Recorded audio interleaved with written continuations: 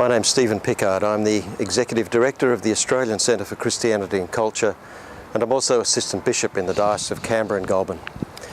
I'll be going to march on Palm Sunday with others on the whole question of asylum seekers and bringing that to the attention of our nation. And the reason why I'll be doing that is because the asylum seeker and the refugee, they belong within the whole of creation, as made in the image of God. They are one of us. They are often described in the Old Testament, the Jewish scriptures, as the alien or the stranger, and we are to be hospitable and to welcome them. And so our fundamental calling as human beings is to welcome one another. Jesus himself was a refugee. As a young child, he was taken to Egypt, fleeing persecution. He knew what it was like and grew up in that way from his earliest days. The peoples of the world have been travelling and seeking refuge for many, many centuries, and we are in no different situation today. What concerns me about the present plight in Australia is that our asylum seekers are all of a sudden not being welcomed to this land who travel by boat.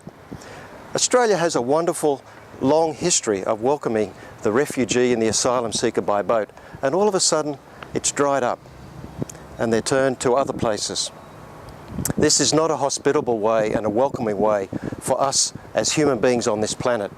It seems to me problematic because in the Christian tradition we have a more generous and open spirit. There is a poignant passage in Matthew's Gospel about the Last Judgment where it talks about the nations of the world being gathered, and I think Australia will be included in that. And at that great judgment, the whole question of the division of the sheep and the goats is the subject of Jesus' discourse. And I wonder whether it might go something like this in our contemporary context.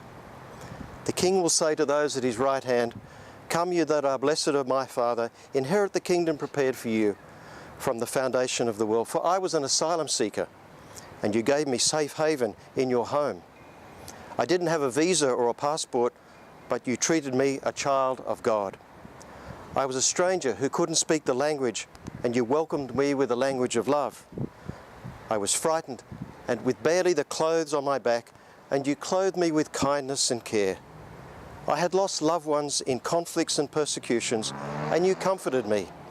I was in detention and despairing of life itself, and you never gave up until I was freed." And the righteous will answer him, "Lord, when was it that we saw you an asylum seeker and welcomed you, or without visa or passport, and treated you as a child of God, a stranger of a different race or nation, and treated you as a child and befriended you? In detention, and we became an advocate for your plight." And the King will answer them, "Truly I tell you, just as you did it to one of the least of these asylum seekers and refugees, you did it to me." A very powerful end for the Gospel reading, and a wonderful way to march on Palm Sunday with that in our minds.